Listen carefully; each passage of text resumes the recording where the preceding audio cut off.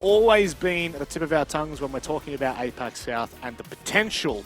We saw the potential out of the Direwolves, but we're yet to see it out of IG. Guz, do you feel like IG have hit the mark this stage, or do you feel like it's still just, it's kind of left too much to desire? Oh, that's a tough question, because you have to then ask, where was the mark for IG to hit this stage? Were they a top 2 team? I don't know. You look at the names, and that's the thing we keep running with, is that they probably could be a top 2 team. They didn't quite get there. Off the back of this result, though, depending how it plays out, they could achieve a top 4. Now, of course, in stage 1, that would have been fine. They could walk into playoffs and try to battle for their position there. Well, that's not really an option anymore. So, to go full loop and answer the question, have they hit their mark, IG? I don't know. It's a bit hard to say. Probably not, and I think they would expect better of themselves as well. Xenox, would you feel like, how much time is kind of acceptable for this team to continue to grow, knowing the names and knowing the background of these players? I don't think they're as far off it as probably the doomsayers would love to have them say, especially because of the whole super team this and that. Okay, they're obviously going to keep the attention of people watching, but if you actually go and look at the stage as a whole, they have not actually lost in regulation. At no point have IG been beaten soundly. All their losses have actually come in overtime. Most of their wins have also come in overtime. So they're a team that's probably just on the precipice. They've got the talent. It's pretty much clear as day that they've got the players on the team. I think it's just all about a continuation of improving and gelling together. And honestly, having this kind of vibing mindset that Nate's got here, where you just don't care, just play the game. And sometimes in the past with IG, you kind of think, have they got in their own heads a little bit? Could be the case, so many games going down to the wire. And this is just the kind of team where you look back at the end of this stage, you flip one result here or one result there, and they could have been going to a major. So going into stage 3, I still have high hopes as long as they keep the same core roster. And if they can just flip a few results, they'll be going to a major.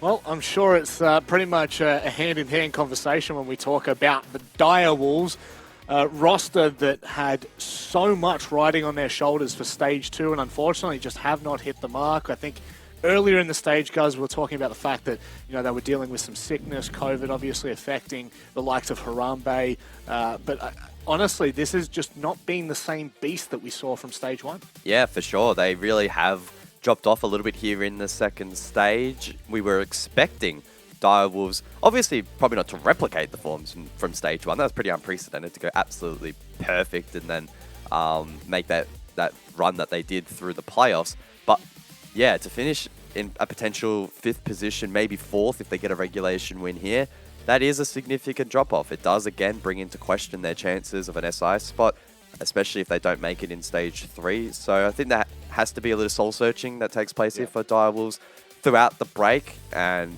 hoping for their sake they can bounce back in stage 3, because I still remember that first stage. It was absolutely incredible just how far this team had come, and we know that they do have it in them. Well, that's the big conversation, is actually around the SI points, Xenox, because although this game is probably on hand, on paper, we're not looking at it saying, oh, there's a spot up for Berlin. However, there are significant points up for SI. Should IG win in regulation, they will jump up 60 or so SI points. If Direwolves happen to win this game in regulation, they will actually overtake IG and add 155 SI points to their already 330 SI points. So, we are talking about the fact that this game could hinge on Direwolves' hopes for SI at the end of this year, which I think that's going to put a bit of pressure on this roster. Certainly. I think that when you look at this game, though, for Direwolves, it's another test. That's the way I kind of look at it. The last 2 weeks for Direwolves, they had some tests in front of them, and unfortunately, they all came back with a big fat F on their homework, because they lost the game in Gladiators and they lost to Knights. Now, in fairness, both of those games were 7-5 losses. You kind of look at those results. They're best of ones. It came down to, 1 or 2 rounds here or there. It is what it is in the end. By losing both of them, we're sitting back here and saying, well, this is a bad stage for Direwolves. Had they won both of those games, very likely they'd be going to Berlin. So that's how close it is again as well for Direwolves. So when you kind of look at some of these teams in APAC South, your IGs, your Direwolves, and even to the future for a team like Fury, it's such a close league. You just can't forget that. So again, you don't want to be in the doom and gloom situation. If your Direwolves, their stage 1 was so great, undefeated, yada, yada, yada. Stage 2 hasn't necessarily been a dumpster fire. and you still have something to play for in Playday 7. Finish strong, get those SI points, rebound for Stage 3. That has to be the team mindset. Denox, I tell you what, I always look to you as the person that puts a negative spin on everything, you know, that tells the truth, the honesty, but my word, you are really spinning things in quite the positive light today. Let's have a look at where we're going for these vetoes. All importantly, this matchup determines quite a lot for both of these teams. Both are looking for a regulation win, as that is the only way they will independently be able to affect the standings and really gain themselves extra SI points. We go to Theme Park. Guz, how are we feeling about this one? Yeah, well, obviously the expectation heading into this game is really difficult to get a read on because we actually haven't seen these two go head-to-head this year. Casting our mind back to Stage 1, that was when there was that forfeit, so we didn't actually see them play against one another. Yeah, that's right. That's why they pay me the big bucks to give the fun facts. Yes.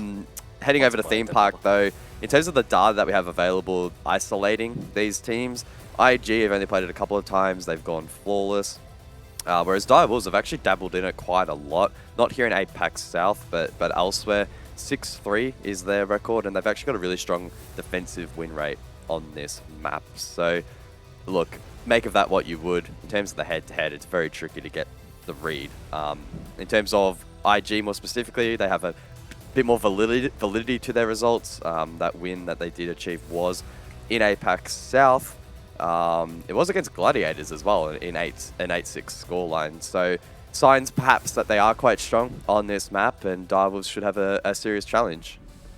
Xenox, how are we feeling about this one overall? Are you changing your favour? I think you were an IG fan. Honestly, did I? I can't even remember, to be completely honest. I forgot about my predictions about 5 weeks ago. Look, I think Theme Park, we haven't seen too much of it. 3 plays, a small sub-sample. It has been pretty favoured to the defenders, I guess. What we saw there on the statistics, about 60% or so. So, look, I think this is going to be the kind of game that comes down to who's going to make the least amount of mistakes. I think that's generally the theme, actually, for APAC South as we head to Theme Park, Rob. So, whoever makes the least amount of mistakes, and I think will come out ahead. Which will probably be Direwolves. I think IG's a team that lets them down the most. They're just a team that just always seems to have a foot in their own mouth, where they have their own issues because of what they do. The team that has probably the most amount of team kills as well. All those little things go wrong for IG. If they clean that up, they're a shoo-in. If not, Direwolves. Guz, which one are you backing? Give me a definitive answer here. Yeah, I'm not going to beat around the bush too much like Positive Peter over here. I'll back in Direwolves. They should be winning this game, but I'm expecting it to be close. We'll go overtime Direwolves in this one. Oh, well, I'm keen to see whether we do actually go OT. Obviously, both of these teams looking for a regulation win. SI points on the line, pride on the line, Stage 3 momentum on the line. To run you through all of the action, it's Devin Mandy on the line. Cheers, Rob. Look, neither of these teams can make the major, but there are 6 invitational points on the line, and neither of these teams have actually played each other in 2022 so far due to that forfeit in Stage 1. You all right there, man? Are you going to be able to get through the cast? Yeah, great. All the casters do be bamboozling me today. On the line seems to be the line to say. Anyway, now we're going to Theme Park. I love Theme Park, so I'm excited for this match. I love casting it, and I think that every time that we see it, teams always bring something really exciting and new, and I love seeing that. That's my favorite part of Siege, and so I can't wait to start this map. Hells yeah, it should be a fantastic time. I am also a big Theme Park fan. Unfortunately, Guz insists on banning it every single ranked game because, I mean, he's just not very good. So I'll have to get my Theme Park fix from Direwolves and IG, both of whom are pretty good on this map. And there are stakes behind this game. There is a lot to play for, especially for Direwolves. Now, currently outside of the SI points in 6th place, but if they get a regulation win, they actually jump all the way up into 4th, overtake IG, and that gives them 145 SI points. For IG, now they can go up into 3rd place if they get a regulation win, which gives them an extra 60 SI points. Now, every point that you can get for the SI standings will count importantly for when it comes to the end of the year and you're going for that top 16 spot and get the invite directly into the event. So 2 pretty exciting bans immediately come up for the attacking half. Maverick to first be taken down is actually quite an important ban, especially on those top floor bomb sites. because it's so difficult to clear the wall denial off some of those walls that can't be verticaled. You can't nade them over the top of the reinforcement, for example. It's very troublesome to try and clear them, and so putting a Maverick hole through that wall just to send a nade in or clear the wall denial is very important. Nook to be taken out as well. You know what? I would be banning Nook against either of these teams. I do not want anybody to have a Nook license. That is terrifying on Theme Park. And then finally, to close out Kaid as well, some of those electric claws just too difficult to deal with, especially even though Maverick gone out, that's just still in. You don't want to waste your time on that. Doesn't matter. Mirror to be taken out as well. But what that does mean, Dev, is that Valkyrie's left in, Mirror is left in, and Azami's left in, and your Mize, and everything that we would consider an important ban these days is left in. Yeah, I'm looking at that Thatcher in particular. You know, you're talking about, oh, with Maverick gone, it's going to make hard breach so much more difficult. You got Thatcher. You got the little, it's like a little, you just chuck it down and boom, problem solved. It's like a magic button. You don't even have to worry about trying to find where that utility, no, just chuck it down and boom, you're good. So that's going to be a huge boon to the attacking side. And now we'll start down on Armory and Throne Room. And like I said, we still have the Azami with those Cuba barriers in play to make some architecture on the bomb side. We can already see the first Cuba barrier going down just by the bomb chassis inside of the Throne Room. That essentially acts as a shield that is typically placed there, protected by some Wilmai magnets as well to hold on to that power position for later into the game. The wall denial in the form of the mute jammers as well to be just on every wall that it can be. Those can be a little pesky to clear. You need some grenades to deal with that. But curious for me, Souffle has repicked onto the Amaru. Not every day we get to see the Amaru. I love it. Take some fast map control, get in there nice and aggressive. I wonder if he's going to like maybe go one of the top floor windows, really close to the start of the game. He's not got the Gyro Hook out just yet.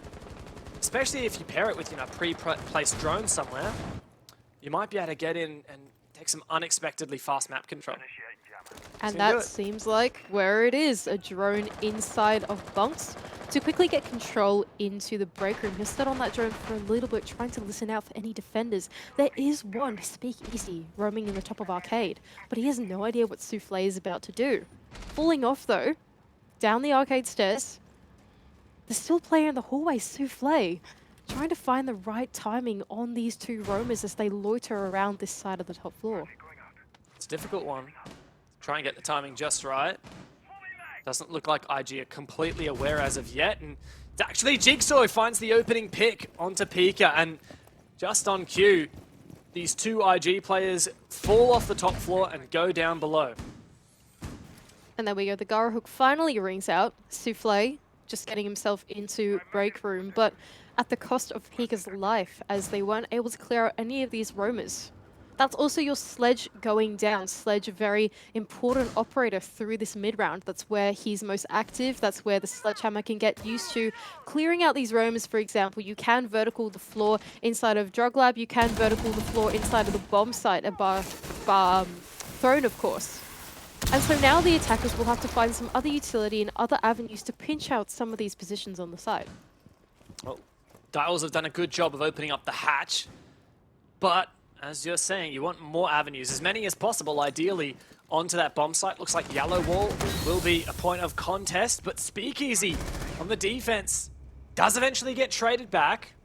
That's a lot of damage that IG have managed to do on this roam, with 4 players still alive on the bomb site. And Harambe does have one last exothermic charge in his pocket, but Mentalist is holding impacts. The impact trick could be on the cards. Flashbangs do ring out to try and prevent an impact to come through. It does not connect, and Harambe can get open the yellow wall. Very lucky timing there for Direwolves. The flash is helping them out. Another flash to go on through Mentalist. Playing far back, close up on the wall, and extending it on in through. It is a simple closeout for Invictus. Shield on the long angle, 2 players up close, and Direwolves just didn't have enough grit to get through that defense. And that goes to show why Sledge is so important in that mid-round. Because there was no vertical onto the bomb side, we could see 2 of the anchor players of IG able to push up to positions that would normally be clear by the time you go for the execute. You can easily vertical behind that pillar. You can easily vertical with a small tucked away position that the Azami was playing as well, to try and push out those defenders into a more claustrophobic place. But because those hadn't been cleared since the sledge was taken down early, IG immediately capitalized on that and played some off-anchor positions to really shut down the direwolves. They had no idea they would be there, and it was just such a clean sweep for them on that anchor setup. Now they're going to go to the top floor. The dorm side of the map seems to be the way to go. I don't know why. I still don't know why. But it seems to be the way to go on this top floor side. Someone explain this to me, but it feels like these top floor setups are very similar both ways. It doesn't really matter which one you go first. The setup seems to be almost identical, opening up a long line of sight into the cash hallway, playing a rotate on the office wall, for example, into initiation as well. Seems to be pretty similar on both sides. 5 seconds left before Speaking of setup, I think that we would expect probably a 4-2 half for the defense. You look statistically in APAC South in Stage 2, Theme Park is the second most defensive favoured bomb site after Villa at 62% defense. So do some quick maths there, you'd expect 4-2 half for IG here. Thing is, there's not a lot of margin for error. Both of these teams win conditions in terms of the stakes of the game, what that flows onto the standings. Both these teams looking to secure as many SI points as possible. They really want a gun for a regulation win. An overtime win is not nearly as impactful for their impact on the standings. What is impactful, though, is the early pick from ED and Mentalist being shut down. And with Mentalist going down, they've completely decided to forfeit the east side of the map. That rotate on Office just got reinforced back up by the defenders. They're going to give it up now that they're in the man disadvantage and not give any more free angles to the attacking half that they possibly couldn't watch through this mid-round. Now the attack onslaught of the direwolves will start to make their way through the building, but they're going to be encountered by these bandit charges on the initiation wall. Now these bandit charges can be pretty challenging to clear. You kind of have to thread a grenade through this double door to be able to clear it off. And if it's being contested, oh, and also double mute jam on this one as well, these two wall denial pieces are pretty tough to clear. If only there was an operator that had some kind of EMP device that you could throw down, it would just clear a wall. Nah, I mean, that's just... Inconceivable. No way. There's certainly not. There's no way. It wouldn't happen. And now we can see the direwolves pretty stunted at the moment. They're able to get open the... Oh, where is that grenade from? From the hatch, I think?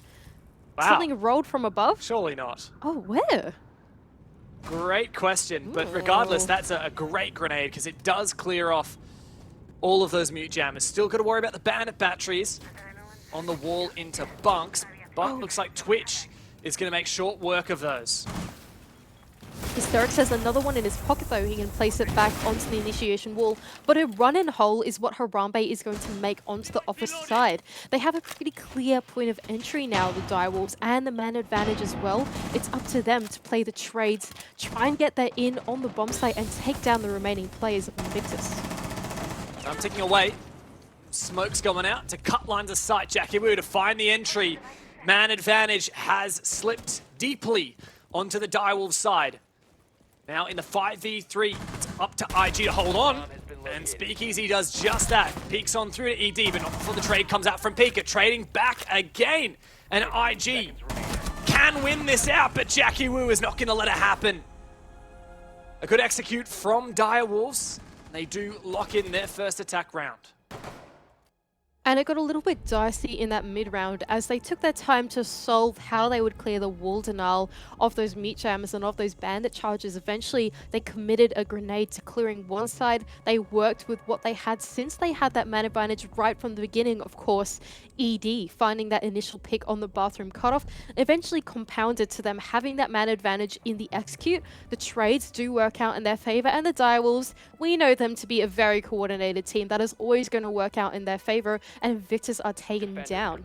Now they're happy to repeat this top floor site, however, going back to the kids and bunks setup, opening this rotate once again. It doesn't seem like too much of the formula has changed for Invictus. Now, in fact, I'm pretty sure all 5 operators are the same as well. The Direwolves, though, it was mostly a matter of forcing the top yellow pressure, because pretty sure by the end of it, we didn't even see a breach on the daycare wall, or the bunks wall, rather. So Direwolves managed to kind of funnel in from a single avenue. I wouldn't put too much stake in that working every single time. Well, it worked in that round because they had the man advantage, and although they funneled, they were able to trade things back and forth and back and forth. This time, though, I can only imagine the reason why IG are happy to repeat the same formula is that they will repeat the same strategy, but play it in a more strategic and calculated way. We can see Jigsaw and Mentalist, of course, starting off on this east side of the map for the roam, trying to shut out any drones initially, but we can see Mentalist playing a lot safer now. Instead of pushing up all the way into bathroom, he's just going to sit in office instead and wait for the onslaught of the attack to come to him instead, not get caught out from any angles, and Direwolves will have to put their way into the building and put the pressure on the defense instead.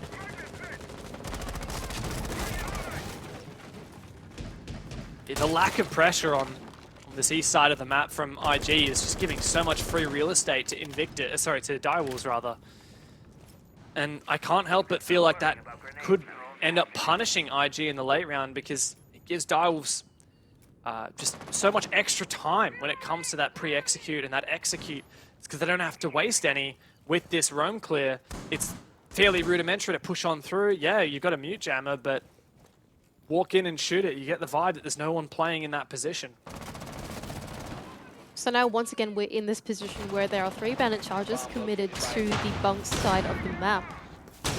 But the Direwolves were quite good at clearing off the wall denial off the office side instead. We'll have to see if they want to repeat the same attack going into this bomb site, or whether they think that IG have the read on them this time. Nate, holding onto this top yellow stairs position once again, is looking out for that Twitch drone to make sure that his wall stays closed. But last time it was on a Twitch drone that took it down, it was a grenade, and I wonder from where. Yeah, I'm not sure, but there is actually a mine magnet underneath that hatch. So if it does come through the hatch, which, yeah, you're right, it is through the hatch. What a play from Direwolves, but well counted by IG. All it takes is 1 magnet and 1 ADS, and that's both of the nades gone from Jackie Wu. And now this wall is staying closed. In fact, both walls are staying closed. That wall denial has still not come off of the office wall and onto the initiation wall either. If only they had Thatcher, you are right. I know, like, why just not pick Thatcher? I'm in physical pain, Maddie. Why not pick Thatcher? I mean, there's probably a good reason for it, but it would make your life so much easier. They're actually just going to start entering, though. Well, 30 seconds left to go as well. But Nate is about to give his life away. Never mind, he can win the swing onto Jackie Wu. But Direwolves go blow for blow here. They get the numbers back even again. Not for long, though. The Speakeasy takes down Harambe. The fact that there are so many safe positions on site behind reinforced walls, behind Kiba barriers, gives IG an advantage. But now, that flips once again. Mentalist with the pistol can get one. Souffle, low HP, dancing around these Keeper barriers. No diffuser, it's cold on the ground, and Speakeasy has it within his clutches. He won't even go for the kill because it doesn't matter at that point. IG can convincingly win that second attempt. And they'll be pretty happy with their counter strat for that as well. Pretty smart play from the anchors of IG to put down a magnet, and I guess just one pesky little ADS that Thatcher could have dealt with all 4 of those bits of utility on the wall. But that's okay, because now they're going to bring it, Dev. ED on the Thatcher. They're figuring it out. I mean, at this point, we know it's going to be back on Throne and Armory, where they did, in fact, bring Thatcher last time, if I recall correctly. I actually didn't write it down in my notes. I didn't write that they brought Thatcher, but I'll have to go and scrub back the VOD and check this out. I thought I remember them playing Thatcher, even though I got it wrong in my notes. But regardless, I think Thatcher, probably a good pick here for Direwolves after the strife they felt in the last 2 rounds. For sure. But IG, last time they were able to win out this bomb site, they played a very solid roam on the top floor. They took down the pivotal player of your vertical player, the Sledge, to eventually compound that into playing some really off-anchor positions inside of Armory to shut down the Direwolves attack at the end. This time for the Direwolves, they'll have to be a little bit more proficient at that roam clear if they want to make their way onto the bomb site quicker, have time to drone out the bomb site, and just overall do something a little bit more calculated later into the rounds. Speakeasy once again will repeat the same roam on the top floor, Nate even playing an aggressive rotation into barrels, and the IG formula still doesn't seem to have changed. Jigsaw found the opening kill last time on this bomb site, just on a roam. Immediately after, IG just snapped their fingers and fell back to site. That worked so well for them. Looks like he is continuing to play aggressive this round as well. Shoots a drone. No punishment.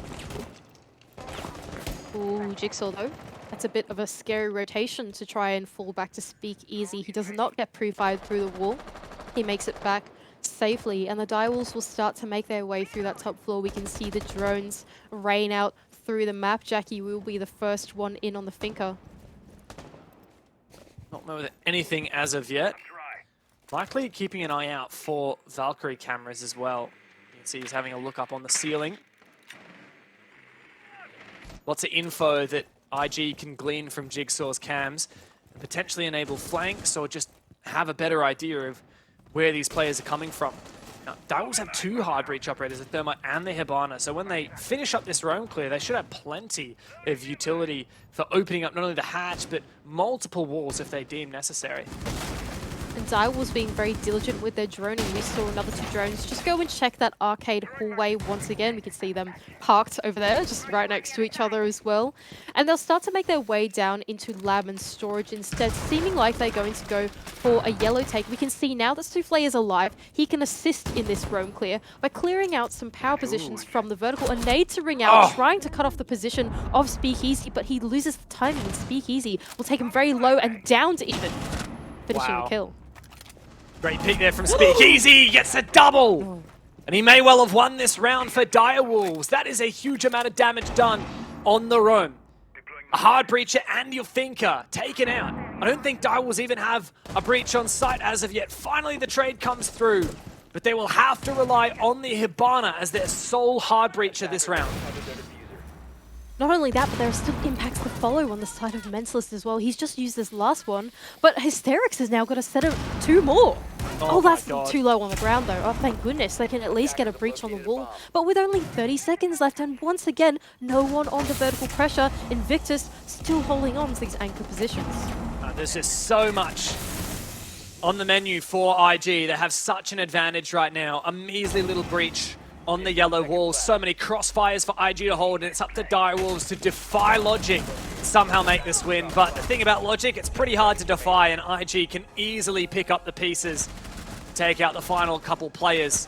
Another convincing defense for them. And a huge play from Speakeasy as well to find his 2 on the lonesome. I credited Direwolves for having that sledgehammer through the mid-round to flush out exactly where Speakeasy was playing. They could vertical his little rotate hole that he had inside of the lab to go into storage, but it didn't work anyway. Jackie Wu caught on the most unfortunate timing, a grenade in his hand even to clear the position, but Speakeasy finds that pick onto him, finds another on Harambe trying to get the refrag, and really that was the turning point in the round. They didn't have any numbers after that. They didn't have a wall, an entry point that was sufficient enough. If you're going to crouch through a rotate, you're not going to win that fight. You're moving way too slowly, and you've suddenly grown. Your hitbox is suddenly a lot bigger as well. You're a bit more chunky coming through that rotate. You know, you're never going to win that one out. And so Invictus once again make use of the mistakes that the Direwolves are doing on their attacks, and now will happily rotate back up to the top floor. It really just feels like IG have that perfect mix of some real smart plays and like, I don't know, what's the right word I'm looking for? It's almost like strats, like, you know, they're impact tricking, right? Yeah. Like, people don't really do a lot of that. But on top of that, they got some real gunners. If Speakeasy gets 2 kills, kills the Finker and Thermite, immediately changes the situation, and then that goes in tandem with the impact tricks to mean that there's only a tiny little breach for Direwolves to work with. Somehow IG managed to be so good in so many facets, and yet they struggled once again this stage to make it to the major. They are convincingly locked out. They could even lose their chance at any SI points if Direwolves can win this in regulation, but as it stands, IG is certainly not giving them an opportunity to do so. And I'm just going to circle back to your point a little bit, Dev. Something that makes me very curious about this roster is, I think the word you're looking for is they have the right combinations of brains and brawn on every single individual player. Not necessarily as an entire team, but as a player. And the reason why is because once, I suppose, Luna was lost from this roster, something that Mentalist commented on was that they lost their IGL. They lost a lot of leadership on this team, and it's none of these players on their previous roster really had to go into that position and lead the team and make it cohesive. That was on the onus of Luna beforehand. And now this stage has really been a position of development for them. Now, I'm not sure who's taken up that role now, but it's about putting that brains and brawn to use and coordinating all together. Jackie Wu, though, that was a bit of a sneaky entry. Does manage to catch a player completely unawares. And I'm loving this point you're making as well, and I'm sure we'll circle back to it deeper into the game as well. IG is such a curious phenomenon, such an interesting team to discuss because they've been set up for success and yet they haven't found it. So what is the go? What has been going on? Well, they might be able to redeem themselves and take home an extra 60 SI points if they can lock in a regulation win on this game. It would lock in 3rd place in APAC South, just shy of that major spot, but they'll take home extra SI points. Time is starting to dwindle away in this round, though. This round seems to have just flown by us as we go on and talk about these teams. Direwolves, only a minute left and no breaches are open. Ooh, and both IG players able to swing out, take some 1 versus 1s, no crossfires being held by any Direwolves players, and now they're left at the man disadvantage once again. Excellent timing, good information, and good mechanics to back it up. That is the IG that we know and love. Now the restraint to not overpeak here. Ooh, Pika does find one, but traded back immediately. And this is shaping up to be a very dominant defensive side by Invictus. 4 rounds to only 1 for Direwolves. It's what we come to expect on Theme Park as the stats go.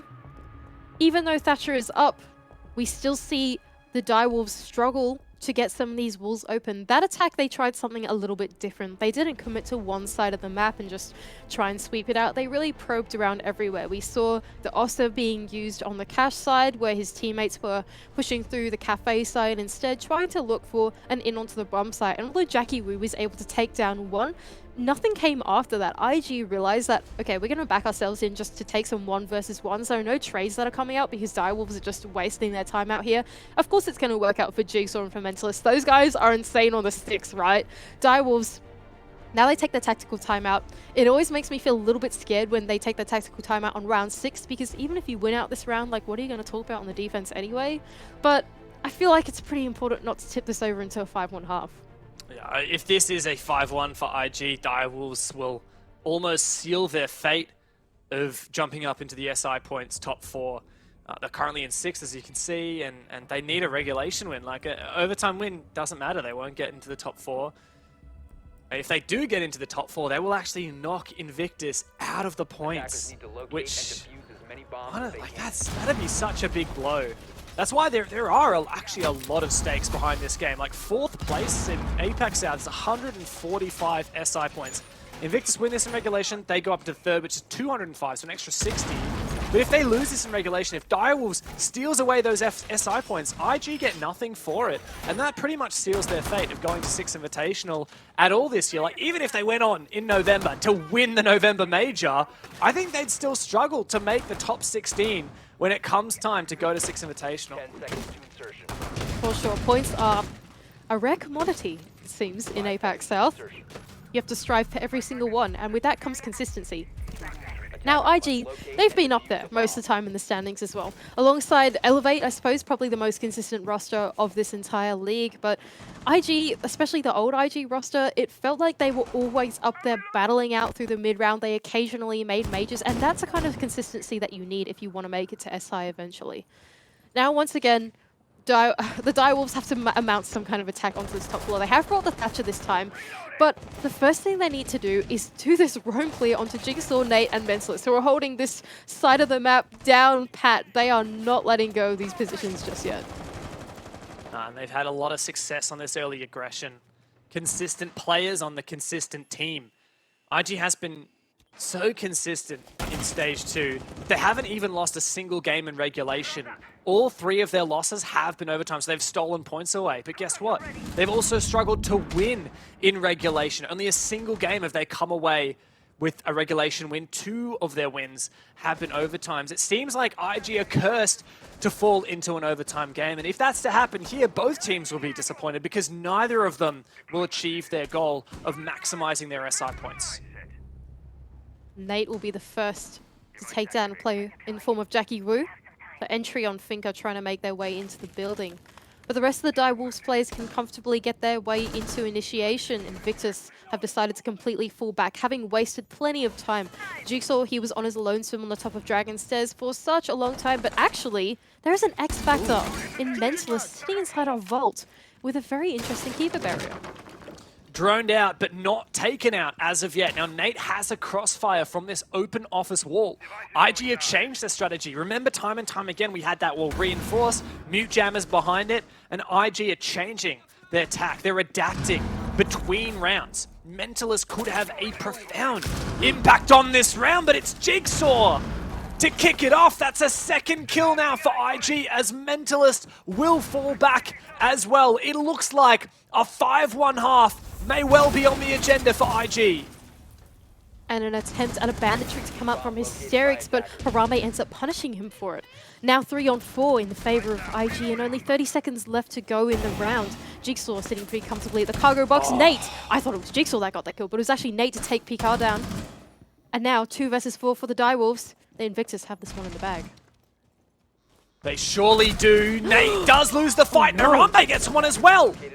Mentalist, a little bit of a love tap onto him, but Jigsaw once again stands up. Harambe so low on HP, cannot walk through this Surya gate, and he must try to plant. Now surely Mentalist and Jigsaw are aware of it, and indeed Mentalist locks in the final kill.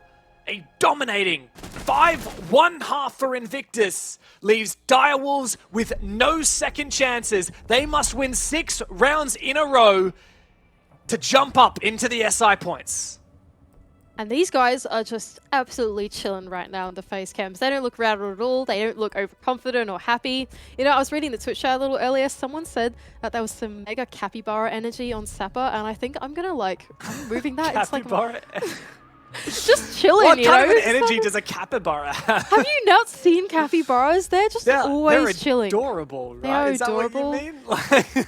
I mean, they are cute, but they're always chilling. They're always just having a great time. Yeah. And I feel like IG, they've got that energy right now. They're playing this game. It's for the stakes of the SI points, but you know what? They're just having a great time. They're just chilling. 5-1 now. They're very comfortable.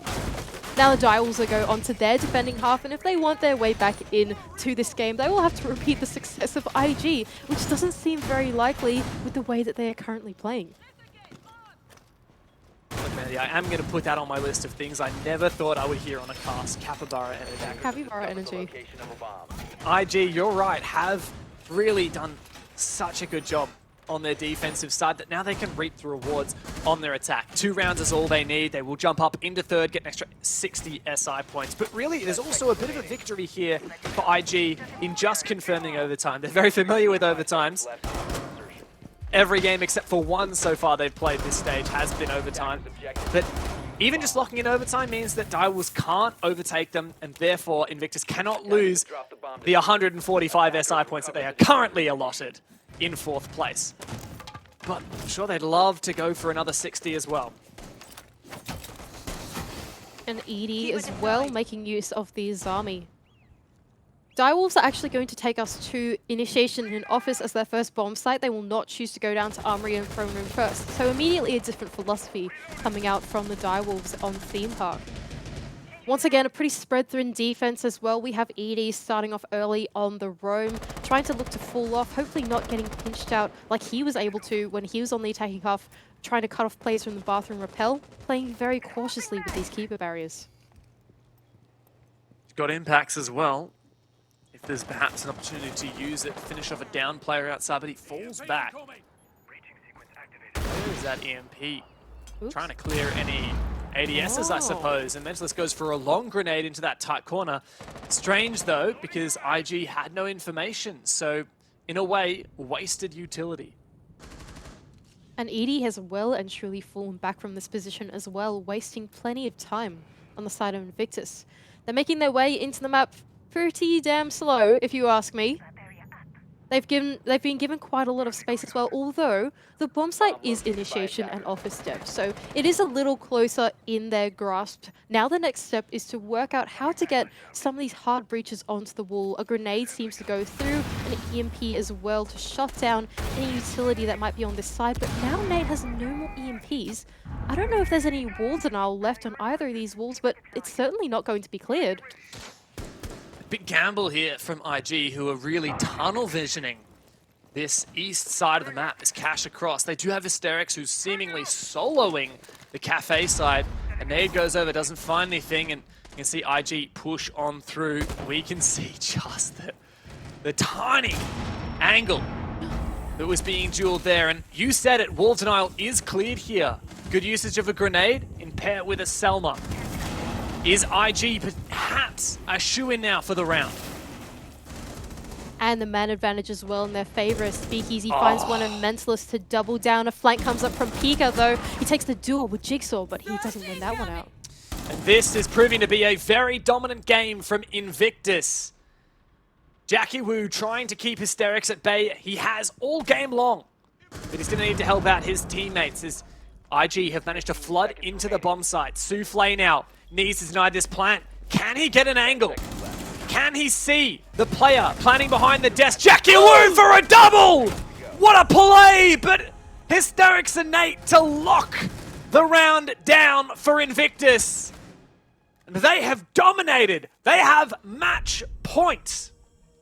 And oof, that was getting a little bit scary at the end there. Souffle made a huge play going through the control room to find a flank. But in the end, thank goodness, that small lurk that Hysterics did all on his lonesome ended up paying off in the late round, while the rest of the Dials players were distracted looking at the execute that was going on the other side of the map. Thank goodness Invictus had something else up their sleeve, because that was pretty close on the side of Direwolves. But match point up for IG. It's looking very, very grim for the Direwolves. And you know what, Dev? I'm just going to throw a bit of shade here. I predicted IG. You know who predicted Direwolves? Who? Rob. Tell me. Rob predicted Direwolves. If I get this one right, I might win.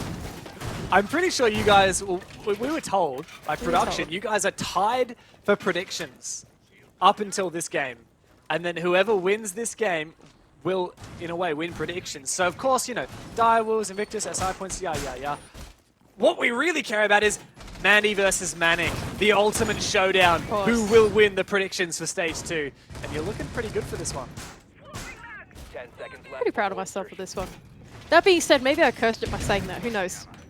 In true caster fashion. Anyway, we're still on the defense here for Direwolves. They have brought out the Valkyrie as well. Once again, an operator that's pretty pivotal that has been left in.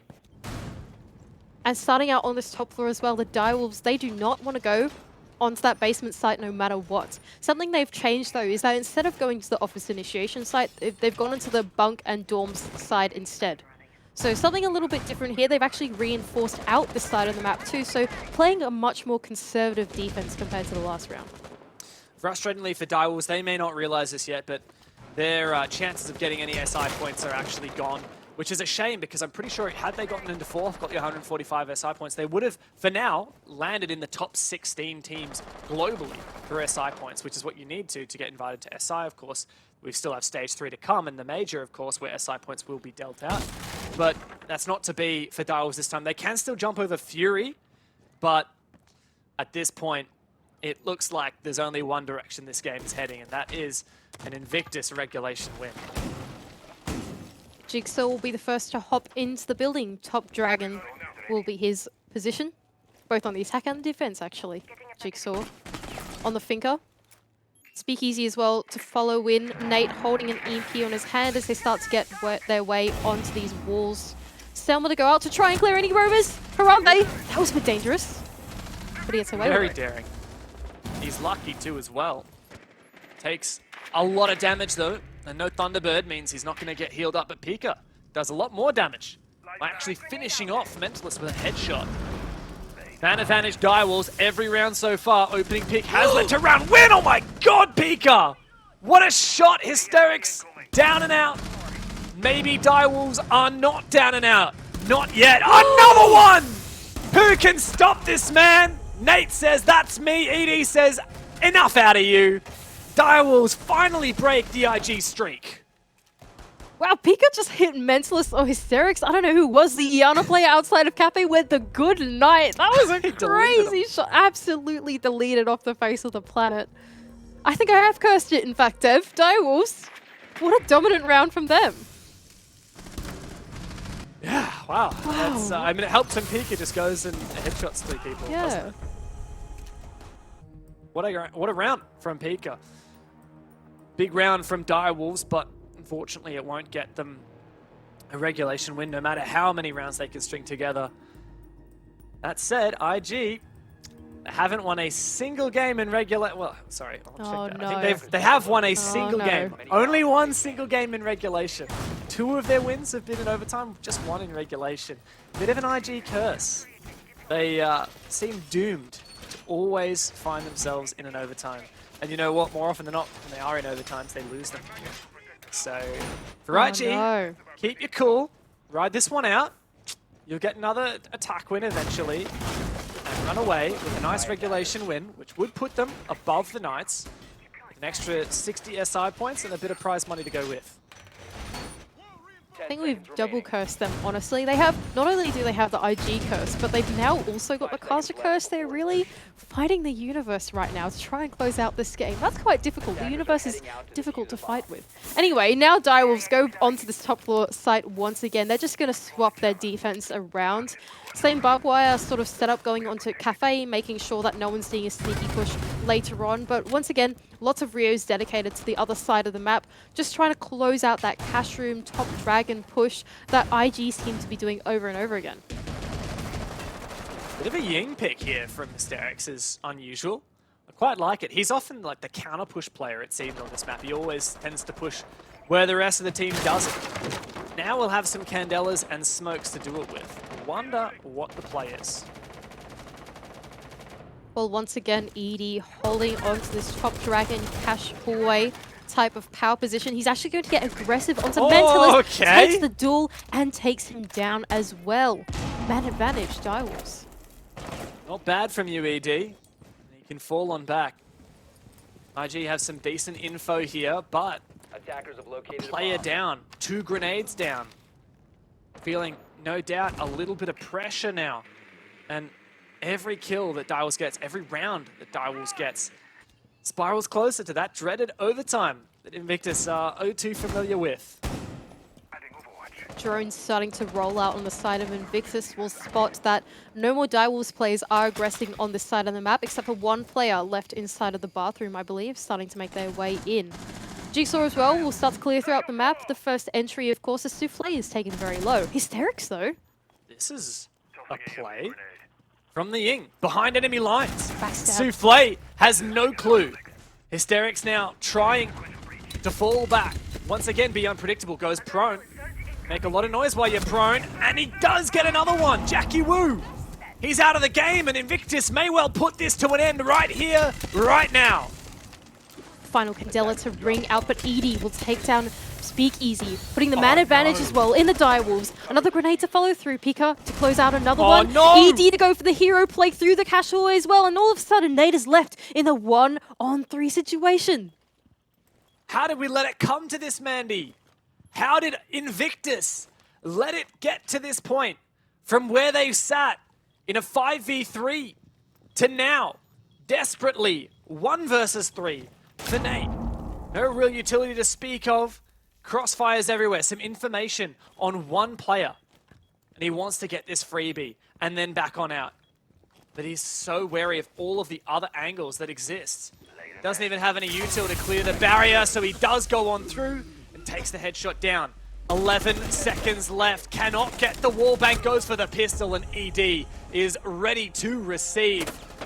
Direwolves clutching victory from the jaws of defeat. They can once again stay alive a little bit longer. I cannot believe this comeback that is starting to happen. I've really done it to Invictus, haven't I?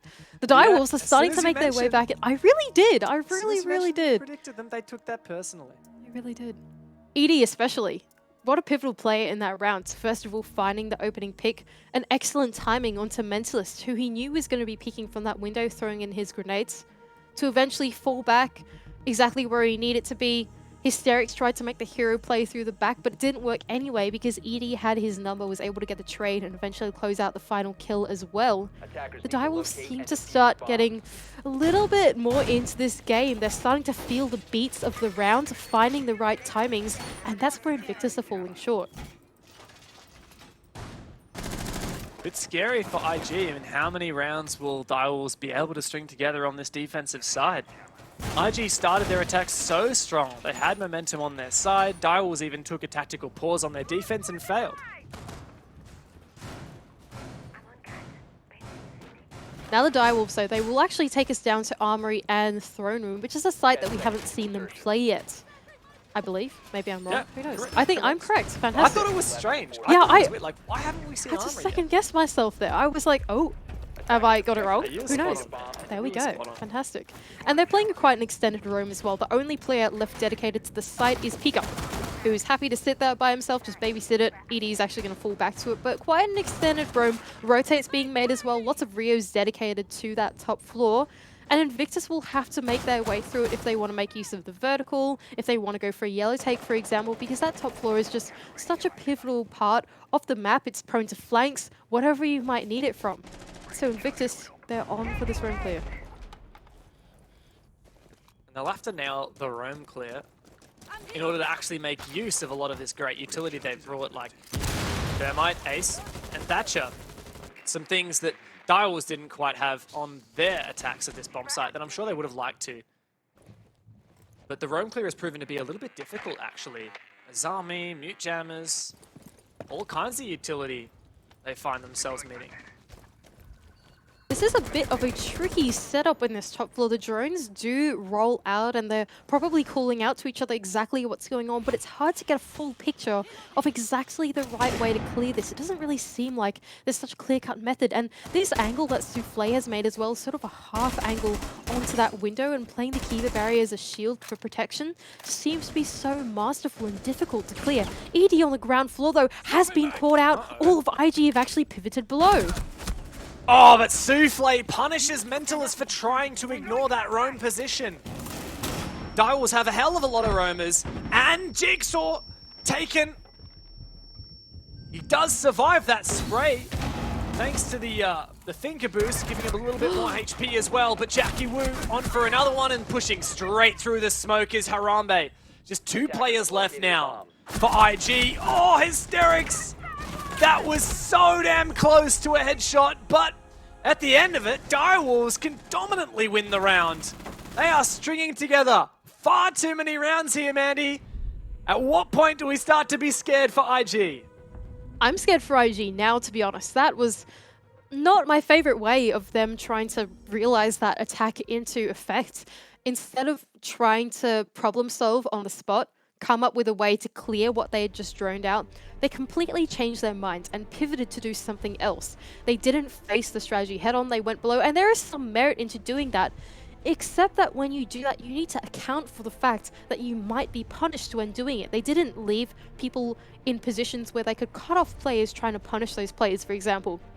Maybe if someone was trying to fight that top dragon balcony as Soufflé went for the pick, Jigsaw was supposed to be the player that did that, but he didn't account for a Kiba barrier in the way, cutting him off inside of the control room. That type of thing. It just feels like a bit of disconnect in the problem solving of Invictus, and not wanting to face that challenge head on ended up leading them to be punished out, and now they're taking this tack time out. I can only wonder what they're talking about. Are they trying to go for a new approach? Are they saying, okay boys, let's just close this one out, face what problems we have? Or are they going to commit to this roundabout way of not dealing with the challenge at hand? Starting to get a little bit scared for them. A lot of different philosophies they could employ now, as you say. But they've got to keep in the back of their minds, hey, we have won an attack. So what has been going wrong ever since? Are we overcomplicating it, like you're suggesting, perhaps? We're just going for this roundabout style attack. IG should be able to nail down another attack here. But they're letting Direwolves back into this game. The Direwolves were down pretty bad, 6-1. Fully dejected. Their hopes of making it to the top 4 and getting some SI points were squished out. And yet Direwolves had the determination to keep fighting. They didn't give up. They knew that they were only fighting for, well, now just 5th position instead of 6th if they can win this game. Which doesn't mean any SI points. Yet they will not let that stop them from giving it their all. Direwolves are fighters as they take us back to this top floor. Bunks and dorms seems to be the play to go. Sorry, daycare and bunks. I don't know why I keep calling it that. The Oregon is still... I keep calling it bunks and dorms, but it's just daycare. It's just... It's bunk and daycare. I do the same thing as well. Bunk and daycare. The Oregon is still in my head. I'm still a map before this map. These plays too rapid for me. Anyway, now the Direwolves starter on this particular site once again, playing an extended roam, supported by Pika and ED. Valkyrie, 2 C4s as well. They could fall off and play them if they want to, something we haven't quite seen this game just yet as IG start to make their way onto the cash and control side once again. Seems to be their way to go into this map. They haven't ever changed it up, and surely the Direwolves have the read on this by now. You'd think so. I would love to see some pre-placed vertical C4s as well. Oh, there you go. Shield spotted. Lots of util from IG available to clear it. Mentalist, the first to step in the building, it seems. He does have the nades that could be used to clear that shield position. Does have to cross a dangerous line of sight to get there. He will be joined by his teammate in Jigsaw as well. That's 2 sets of nades that could be used to clear this position.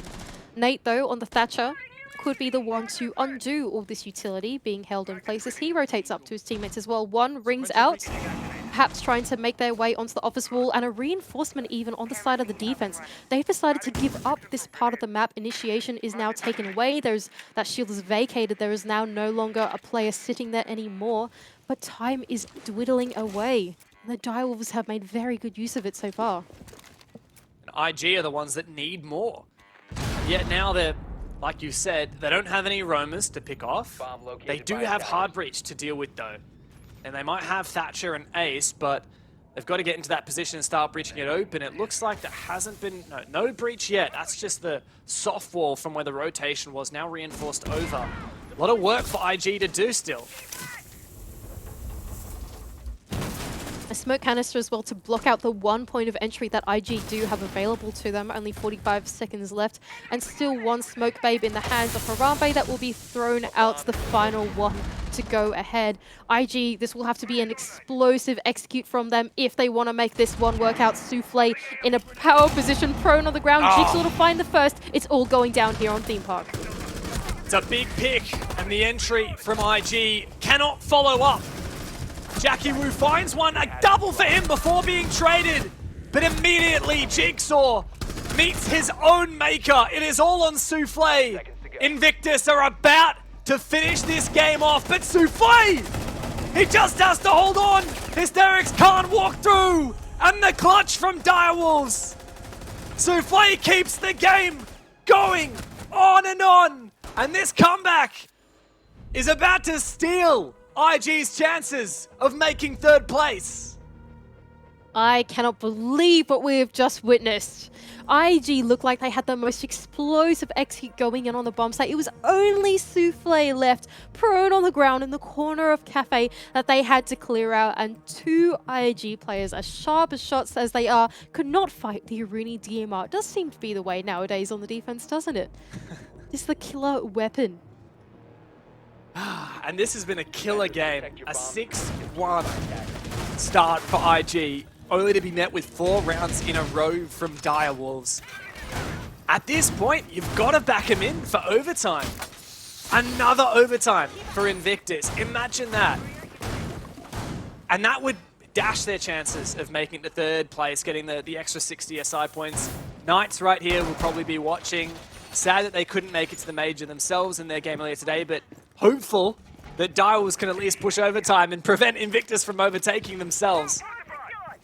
I'm impressed by IG. It takes a lot of by Direwolves. Sorry, IG. It takes a lot of mental fortitude to come back from 6-1 down. A 5-1 first half is something, but to lose your first defense as well, that's pretty rough. And now Direwolves have held on. Round by round, clutch by clutch. They are not giving this game up. But IG, though, I feel like the story has to go to them at one point. seems like they're always capitulating at the final hurdle. 6 points seems to be the number that does them in. It's a curse. It really is. Every single time they must be feeling a pretty strong sense of deja vu right now as they're headed directly into overtime. Once again, they make their way through the cache and control side of the building. Souffle to contest early on these break room repels, but nothing to be found of it as Mentalist starts to make his way into top dragon. Bolts on inside, takes down the default. Bit of control now. It's so wary of the re-aggression from Direwolves. You can never count them out. Even an animal wounded, they may be even more dangerous than IG realized. Even more determined to hold on here. IG though, once again, taking it slow and steady seems to be the play for them. Jigsaw finally makes his way into the building, but there's only 1 minute and 30 seconds left to go. A grenade to ring out, trying to clear any shields or utility inside of waiting to connect onto ED, but only for a slither of HP. Once again, sense of deja vu as they start to make their way through this side of the map. Walls getting opened. Not quite yet. ED can happily replace that Keeper barrier even inside of waiting. But this time the bomb site, once again, is a little bit more in their grasp, sitting inside of Initiation and Office. They just have to convert some of these walls to be open as some kind of pick to slaughter these Direwolves anchors. They have to. There's no way! The Wamaya Magnets to catch out 2 of the 3 Selmas. IG are running out of time. 50 seconds left to make it to 3rd place, to close this out in regulation, but Direwolves are not letting up. And ED will find the first as well onto Jigsaw. Into overtime, it seems like we're going to go. Dev, unless Hysterix has anything to say about it. But it's back and forth. Direwolves do not give up. And IG is left with just 2 players to try and meet the force of these Direwolves anchors. And there it is from Jackie Wu to take down Hysterix. Oh, nice shot there from Speakeasy. Surely not winnable for Speakeasy. He needs to land the 1v1. But ED, once again with the Deagle, is just good enough to crush IG's dreams as their own dreams had been crushed. We will go into overtime. I cannot believe what we have just witnessed. This cannot be happening, Dev. This cannot be happening. They were down 1-5. Now to 6-6. The mental fortitude on these guys is insane. Either that or the curse of Invictus is just unbreakable. One of them, who knows? Something is going on. Only a single game has IG played that hasn't gone into overtime. It was their 7-4 victory over Wildcard. Every other match, win or loss, has been overtime, including this fateful final game for them. And guess what, Mandy? They start on the attacking side, where they have just lost 5 rounds in a row. This is as bad as it gets for Invictus. I'm just speechless. I cannot believe what we have witnessed, especially in that last round as well. Direwolves felt like they'd done such a good job on it. Only for Speakeasy to come in and sort of pull on my heartstrings and decide to look for the 3K right at the end to try and clutch out the rounds. It just feels like at any point the scale could tip and Invictus could have taken this game once and for all, but it never happened. And now that they're on their attacking half, they've just been so slow at it. My faith in IG is starting to go away. And it feels like we've been here before. Getting a bit of deja vu. Last week, Invictus were playing against Fury. 3 points would have put them in such a good position to lock in a major spot. And yet, after there being 5-1 up in the first half, Fury came back, pushed it to overtime. IG won anyway to get the 2 points, but at that point, it didn't matter. Their hopes of going to Berlin were crushed by not getting the full 3 points from that game. And it's happening again here. I just cannot believe it. And once again, IG not changing anything up as they start out on the cache and control side of the map. The Direwolves playing a very restrained roam. No one is directly contesting inside of the Dragon once again. Still holding on to the reinforcements they have. You know what? Fair enough from the Direwolves. IG seem to really struggle to get any of these walls open, ever.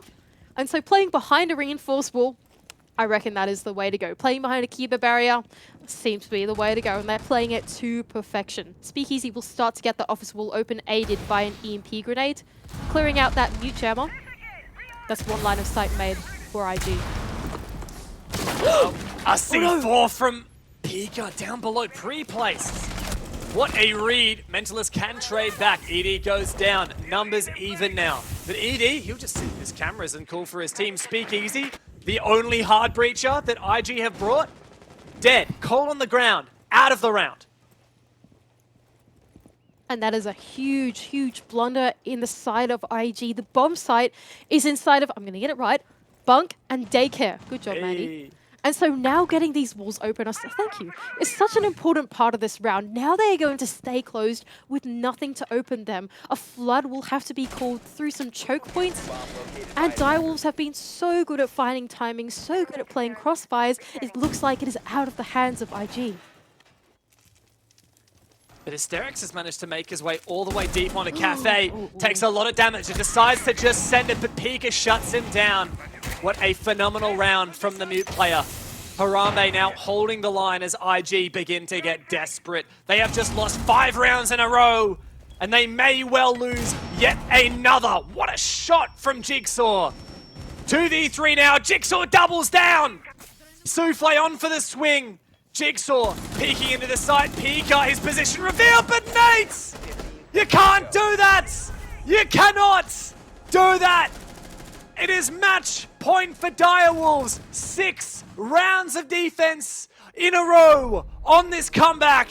And Invictus, what are you doing? What on earth is going on for Invictus? A TK to give it away to the Direwolves? I just can't believe it. They made it a little bit too easy for them, didn't they? Oh my goodness. What is happening? Direwolves, they are on for the comeback.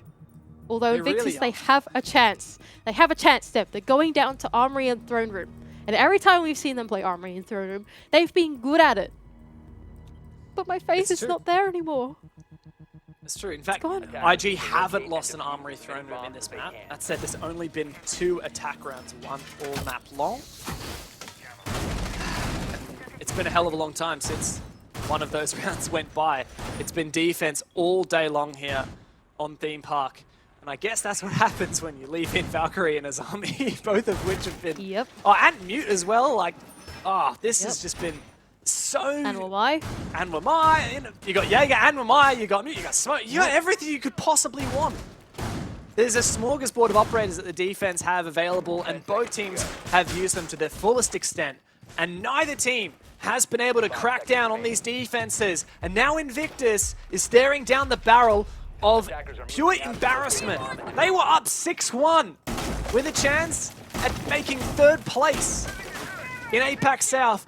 And now, Direwolves, despite all hope of SI points dissipating 6 rounds ago, are in the lead on match point. I just cannot believe the game that is at hand at the moment. IG playing a very extended roam both horizontally and vertically for this particular bomb site. Direwolves trying to clear it out. Hysterix though gets aggressive. He might be able to find the play onto Souffle. He hops in. He's able to dance around. Oh no, this isn't looking so good for Hysterix, and he gets taken down by Souffle. Souffle feeling the pressure of another player. Is that a C4 over the top? But Nate! There to support on the long angle. Invictus are not letting up at Pika, going aggressive for the refrag. What am I watching? What on earth? It's all on to Harambe now, and Invictus finally break this streak that Direwolves have managed to achieve for themselves. But at the end of the day, it's just a defense round. Direwolves will have defense in the final round of this game. Harambe 1v4. At this rate, I just don't see it as possible. Nice shot there on the C4. He's going to need a lot more than 1 or 2 nice shots to win this out. There's Speakeasy. consolation kill. And another round for Invictus, another defense on Theme Park. We go to round 15, Mandy, and Direwolves are in the hot seat to lock this in.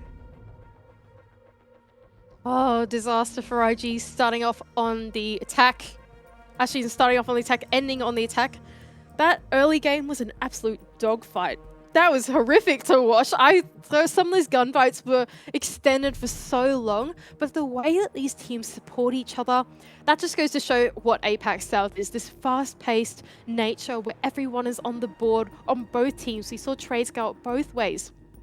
Although Hysterics ended up getting taken down, there was Nate to immediately trade out Souffle. When Nate was there was a player in the hallway trying to look for that pick as well, but then they got crossfired by Mentalist.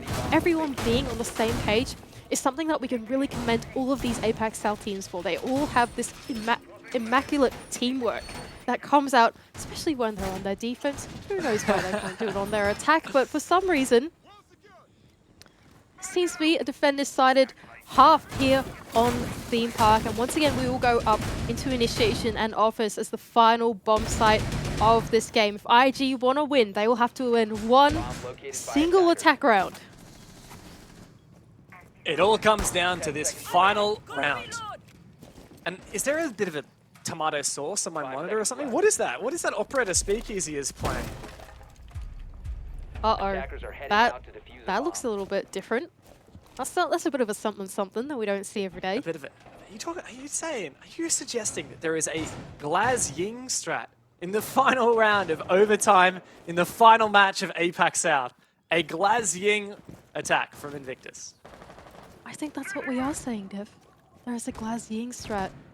This is back in like 2019? When this was popular? We're turning on the time machine. Yup. Taking us back, says IG, as they bring out the Glaz and the Ying. Changing it up. You know what? If they want to do anything on this attack half, I'm going to give it to them, Dev. You want to change it up because the formula that they are playing, doing this slow attack, struggling to get the walls open. You know what? Don't even pick hard breach. Whatever. That's okay. It's something different. I'm going to roll with it. A very wise saying.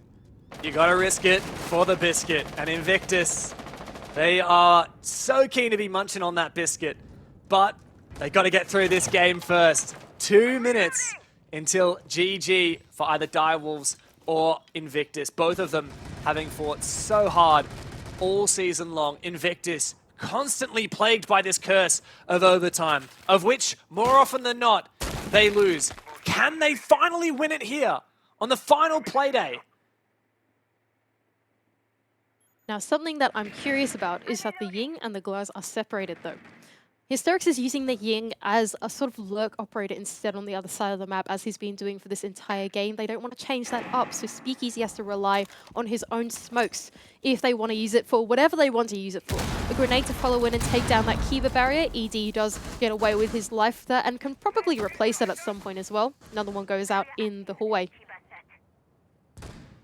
Patience from Invictus exhibited as most of the team is droning, holding angles, not over-aggressing, not making plays as of yet, but time is ticking away. And as you mentioned, 0 hard breach brought by the attacking side.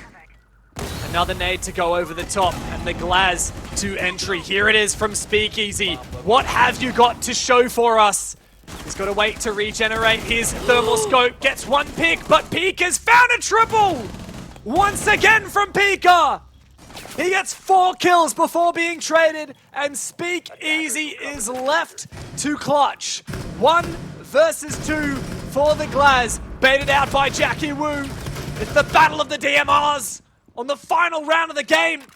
Can Speakeasy lock it in on the long angle? It is not to be. They were up 6-1, but they lose 7-8.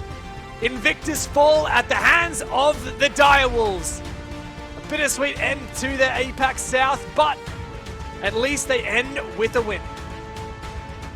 The Direwolves are fighters, is what they are. They have the stamina that is unthinkable between all these teams here in APAC South to take it 6 rounds in a row to Invictus game to eventually close out the game. They'll be patting themselves on the back for that one. That was a long, hard-fought victory that they absolutely deserve. And you know what? I reckon it's me with egg on my